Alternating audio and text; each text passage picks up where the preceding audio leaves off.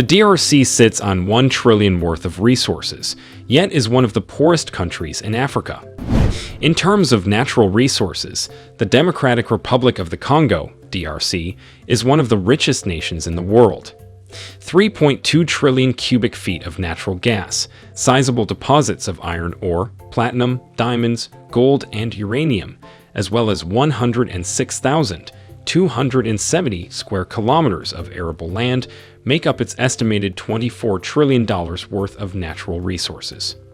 Despite this, only $800 is the average annual income of its citizens, and 63% of them are considered to be poor. Why is the Democratic Republic of the Congo so underdeveloped given its enormous mineral wealth and natural resources? Before we delve deeper into this subject, kindly click the subscribe button and the notification bell so you won't miss out on more amazing content like this. Let's get started without further ado. The World Bank defines the absolute poverty line as $1 per day, so those whose resources continue to fall below this level are considered to be poor. The level of poverty in the Democratic Republic of the Congo, DR Congo, is not news to many people. The majority of Congolese are unable to meet their basic needs for food and healthcare, and they have limited access to decent housing and adequate education. All occupational categories are impacted by these aspects of poverty, which are visible in both urban and rural settings, and have developed into a perceptible social phenomenon that mirrors an intensifying social crisis. DR Congo is home to the largest cobalt reserves in the world, as well as large reserves of copper, gold, and diamonds. Due to this, the DRC may rank among the richest nations in the world, but due to significant depreciation from colonialism, slavery, and corruption that drove the overuse of its natural resources, this Central African nation has been listed as one of the poorest and most underdeveloped on the planet.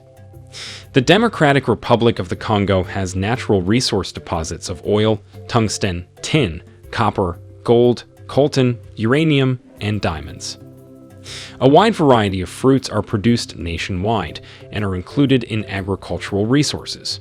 The most widely grown cash crop in the nation is cassava. Plantains, maize, rice, and groundnuts or peanuts are grown in some areas.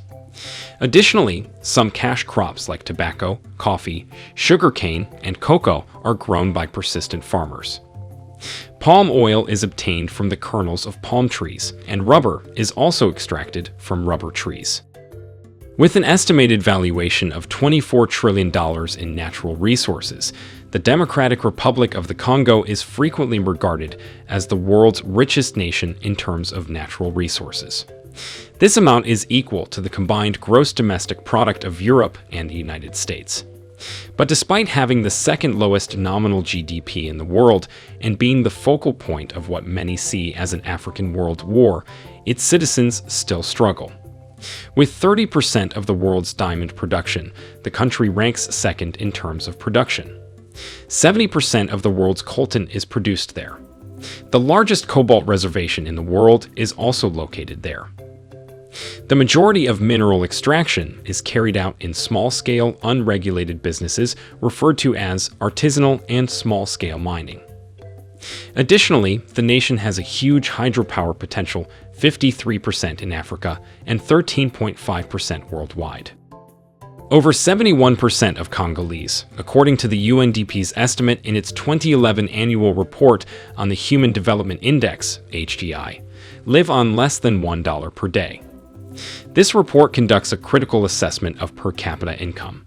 Between 1995 and 2007, before the global financial crisis, it declined by over 15% in real terms, or about 1.4% annually. These figures are worrisome. Why is the Democratic Republic of the Congo poor?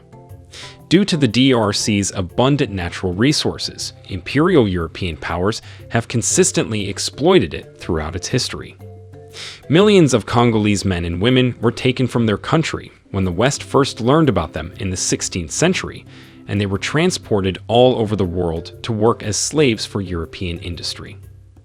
Even after slavery was eventually abolished in the majority of the developed world, the Congo remained vulnerable to piracy.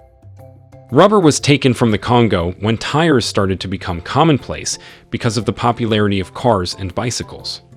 75% of the copper used in bullet casings during World War I was mined in the Congo. Additionally, you can bet that the uranium used in the 2 nuclear bombs dropped by the United States on Japan during World War II originated in the Congo. The Congo region was governed by the Belgian Empire during this time, which spanned 1879 to 1959. But there is more to the question of why the Democratic Republic of the Congo is poor than just colonial exploitation. During the Cold War, the Soviet Union and the United States supported rival factions in the Congo in order to conduct proxy wars there due to the region's abundance of uranium. Since then, numerous dictatorial leaders have ruled the Democratic Republic of the Congo, frequently with assistance from abroad. Over 1 million Hutu sought refuge in the Congo after the 1994 genocide in Rwanda, bringing disease and uprising with them. The Democratic Republic of the Congo attained enough stability following more than a decade of war to attempt a democratic government, though the election itself was plagued by violence and conflict. More than 800,000 people were forced from their homes as a result of military operations intended to put an end to the rebel groups in Rwanda, and there is still a sizable faction of rebels in that country. The former leader of the Democratic Republic of the Congo, Joseph Kabila, provides yet another explanation for why the country is so impoverished. He is suspected of stealing a significant amount of foreign aid, providing access to the DRC's mineral resources at great expense to his people, and repeating centuries of domestic and foreign power exploitation of the nation. The people of the Democratic Republic of the Congo have been kept powerless, unhealthy, and impoverished in order to prevent them from seizing control of their nation and the vast resources it is endowed with. Cursed resources. Poor governance is evident in DR Congo's economy, which is in a terrible state. Along with inflation, budget deficits, and public debt, the Mobutu regime also installed widespread corruption that has now reached record levels across the board in the country's economic sectors. In these years, the state has demonstrated its irrationality, wasted resources, and used those resources for political ends. The DRC has continued to experience political and economic instability and continues to struggle with economic governance. These are referred to as harmful environmental affairs. For this reason, the DRC was ranked 172 out of 175 countries by Wall Street Journal/Heritage, which gauges economic freedom globally in 2011. The current global order is characterized by the conflicting interests of great powers, who, in a desperate attempt to protect their interests, encourage the worsening of the plight of the Congolese, who have fallen prey to the wealth of their basement.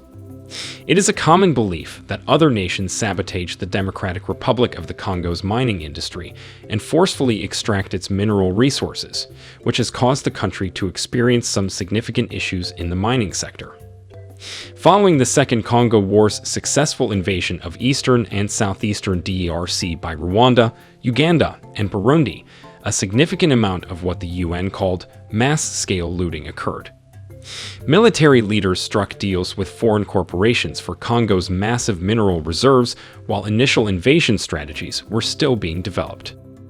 Stockpiles of minerals, agricultural goods, timber, and livestock were forcibly taken from Congolese businesses between September 1998 and August 1999, loaded onto trucks, and exported by the countries that committed the theft.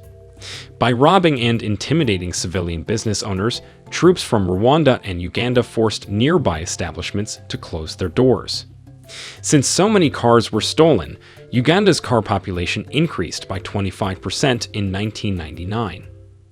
Congolese timber was illegally extracted and sold on the world market by Poorest Company.